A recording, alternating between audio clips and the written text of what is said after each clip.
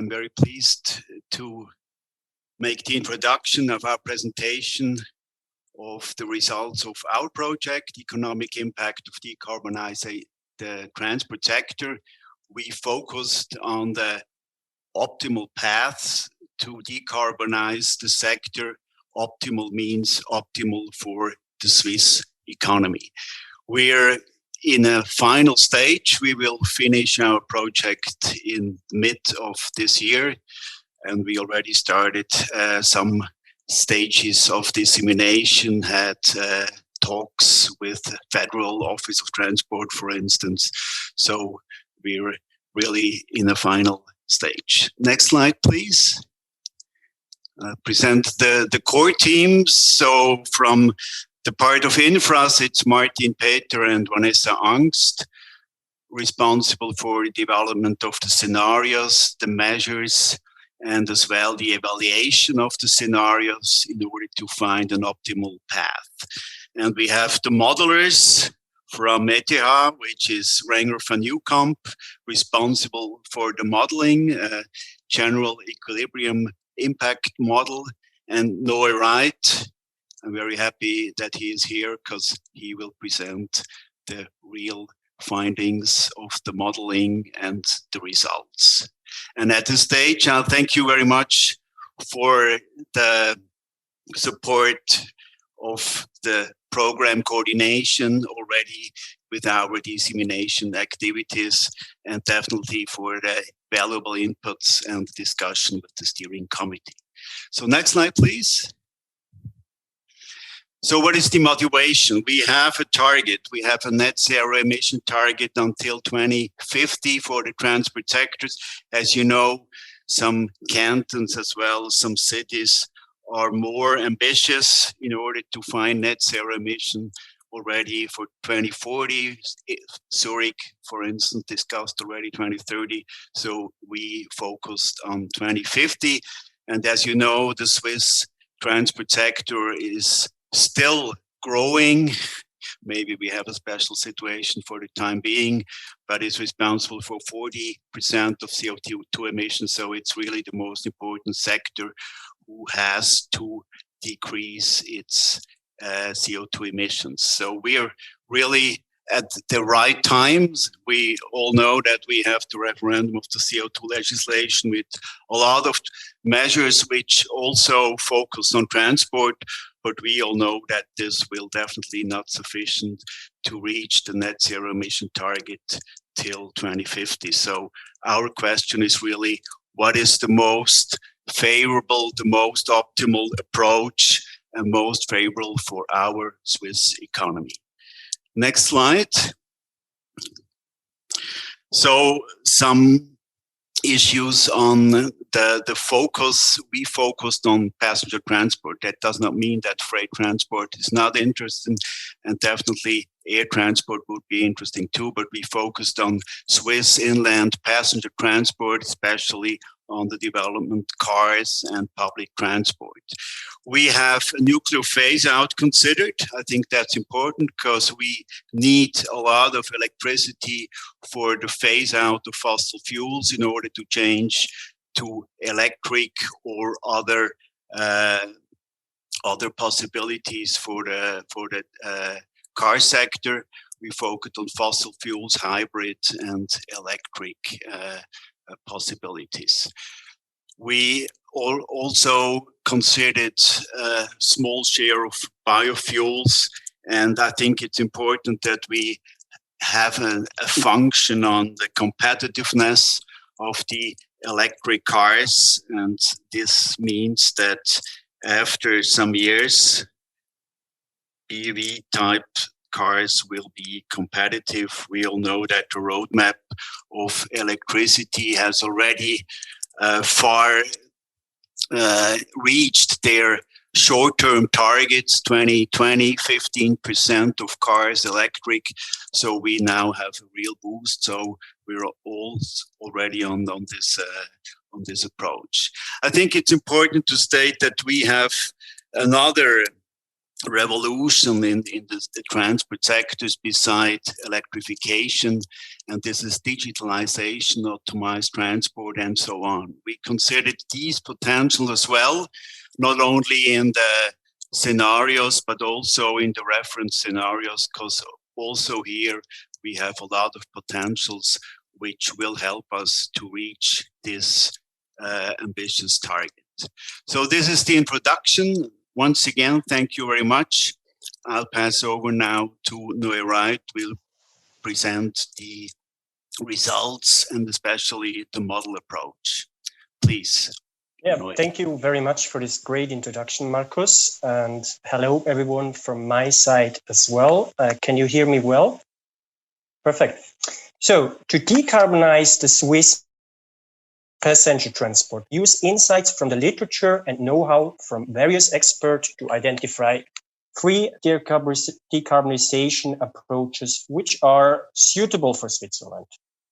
And the first one is the technology approach. And this one is about improving towards more climate-friendly private transport.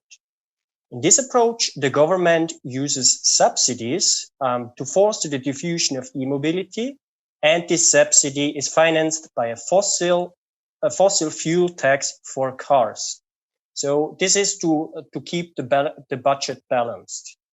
And that increases the share of electric vehicles and leads to a faster progress in the fuel efficiency of cars.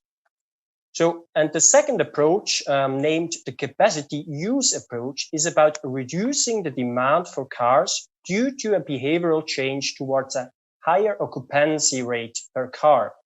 And well, the government could as well incentivize such a behavioral change via mobility pricing and so on.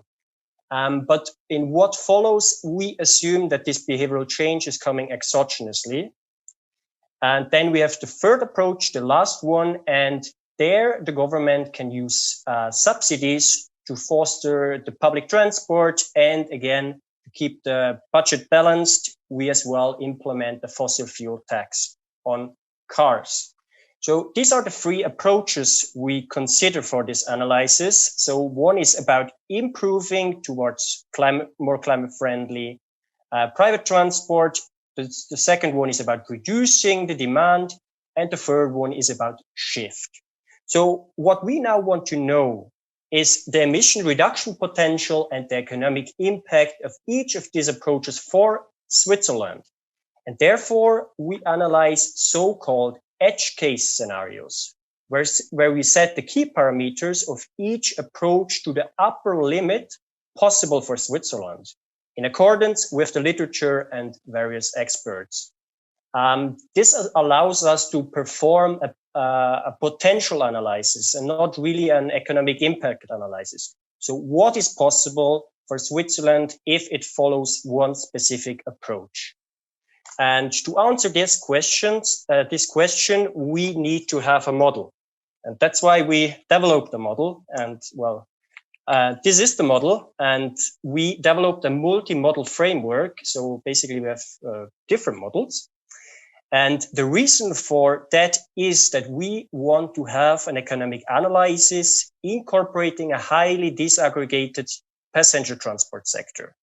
That's why we have an economic model named the CGE model and 2 transportation model, the cohort and the choice model. And well, I would like to go with you through the different parts of this model, and I do that very briefly. So for the ones who are very interested in how it really works in detail, just send us an email and talk to us. We're happy to discuss it because there is not enough time to discuss all the aspects. So let's start with the CGE model. So we develop a recursive, dynamic, computational, general equilibrium model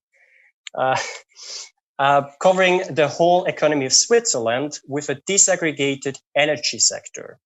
And in there, we have 78 sectors, and the output of this model are prices on the one hand, and on the other hand, we use as well a regression model inside the CGE model to capture the development of the total cars over time.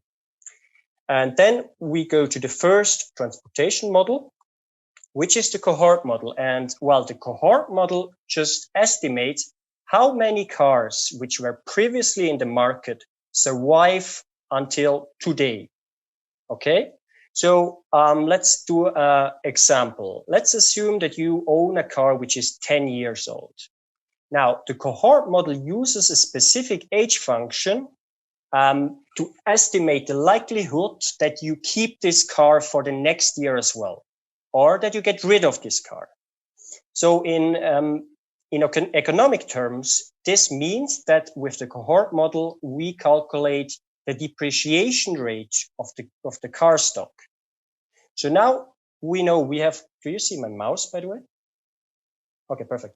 So you have the total cars from the CG model, and we have the depreciation of the car stock. This means we can estimate the demand of new cars in each period, the cars which are entering the market. The issue is now that we just know the number, but not what kind of type. So if you get rid of your 10 years old car, what type are you buying? Are you buying a Tesla or a SUV diesel, or what are you buying? And that's why we have the choice model. So the choice model uses the prices and the costs to estimate the market share per car type.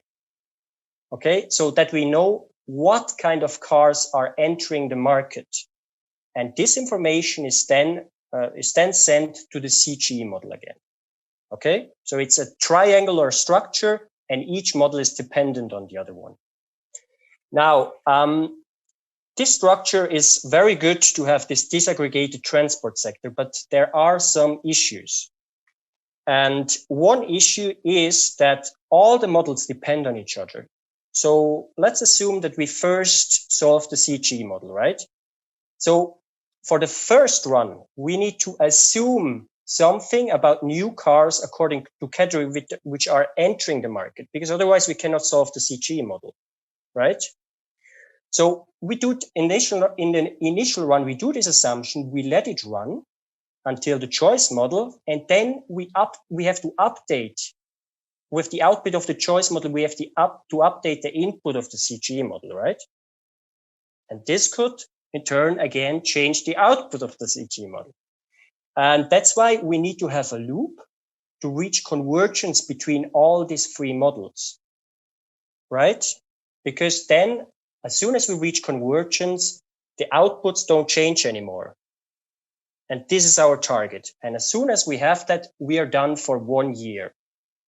Now, because we want to have from 2014 until 2050, we need as well to have a time step, which is the loop 2. And with this time step, we then go from period T to period T plus 1. And the whole procedure starts again. So it's a long process.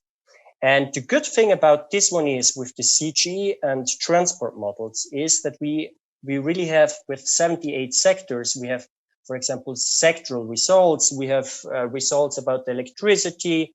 We can include the nuclear phase out. We can say something about electricity imports for each scenario. And how we did it in the project team is that we have a dashboard with all the results from the model to analyze them and so on. But for this presentation, I doubt that there is enough time to do that. So I will just focus on the most important results. For example, on the development of the car stock. So on the figure, let's have a look on the left-hand side where we have the Baust scenario, and this development is similar to the development in the Energieperspektive 2050 plus. And now let's compare it, because I have to hurry a bit. Let's compare it with the text scenario, where we just use subsidies and taxes to foster the e-mobility. So the car stock doesn't change, but the composition of car changes, as you see that the green area is increasing, which is the share of electric vehicles. Or no, sorry, it's the total number of electric vehicles, but it would look the same. Now, let's compare the Bau to Capu, and with the capacity use, we know that more people are sitting in a car while this car is driving, so we need less cars. So this means that the car stock is decreasing, Similar story for the shift scenario. Car stock is decreasing because, well, we don't need so many cars anymore, because now I like to use the train as well because it's cheaper. Okay, then let's go to the most important results for our research question. And this is just about emissions and welfare. So about the emission reduction potential and the economic impact in 2050. So what we see here is that with the technological scenario, we are able to decrease CO2 emissions by 46% relative to BAU in 2050. And this is the most promising scenario, edge case scenario here, followed by the capacity use with 26% and the shift with 23%. And what is very important is as well that with welfare, each scenario is welfare improving, because in each scenario, we have a kind of an efficiency gain for transportation. And I do not have time to go into detail what kind it is, but there is an efficiency gain. That's why welfare is improving. But now, like, our research question was how to decarbonize the transport sector. So what you see here, that with an individual approach, we are not getting there. It's good, but not good enough. So no edge case scenario is sufficient to decarbonize passenger transport. So we need other ideas. And our first idea was, well, then just let's combine these different approaches, not just analyze an individual approach. And we did that with a Monte Carlo simulation, and we estimate the optimal policy mix, which is the OPT1, the green line. And now let's have a look at the figure on the left, which is CO2 emissions of cars. And on the y-axis is the percentage change relative to BAU, business as usual. So what we see is that with combining these three scenarios, optimal combining them, we are able to decrease the emissions up to 76% relative to BAU in 2050. And welfare is improving as well. Good results, right? But it's still no answer to our research question. So that's why we have to think a bit. Because in these three scenarios, we have behavioral changes, we have technological process, we have market-based measures. And they are kind of smooth. Their impact is gradually until 2050. So what we then thought is that we might need more abrupt measures, like just banning the emission-intensive cars. And this is what we then did for the OPT4 scenario, which is the yellow line. So what we did there is until 2032, we just combine these three scenarios together, like the optimal scenario mix. And then we said, okay, well, then we just ban the purchase of polluting cars after 2032. And with this measure, obviously, we are able to reach the decarbonization until 2050, which is a good result. But what is important is that with such smooth measures, for example, market-based instruments, which are reasonably high for Switzerland, we will not achieve the net zero target in 2050. It's not because it's not possible, it's just the time. Like, it's too soon to achieve it with such measures. That's why we need to consider abrupt measures, like bans or something. And well, that's the last result. So let's go to the conclusion to conclude everything.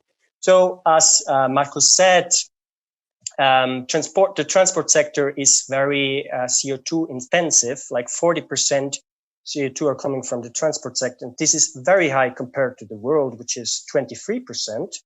So we really need to do something, and the time is running, because the modes of transport are usually very long-lived. So we really need to act now. For the transport, it's 2050, it's not a long time to decarbonize it. So what is really needed is that we combine these three scenarios. It's not sufficient to just follow one approach. And what we see then is that market-based instruments are powerful. We are really able to achieve a lot with it, but they're not sufficient. So Switzerland additionally needs to include banning the purchase of fossil-driven vehicles is required, and the model would suggest that the right timing is 2032. But this is kind of model-based. And well, that's basically it from my side. Thank you very much for your attention.